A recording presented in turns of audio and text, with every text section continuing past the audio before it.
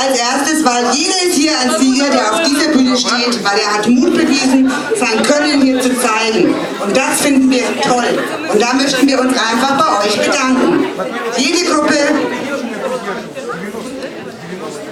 genau, ein T-Shirt mit euren Gruppennamen und der goldenen 20 Kinderdienst.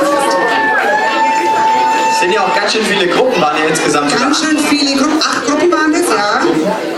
Ja, und die Konkurrenz war groß. Jetzt warten wir, bis die T-Shirts beendet sind, dass wir... Ihr könnt noch mal warten, bis wir fertig sind, ja? Haben wir alle? Ich kann ja vielleicht schon mal sagen, was der dritte Platz denn gewonnen hat. Der dritte Platz, was er gewonnen hat. Ja. Simon, was hat er gewonnen?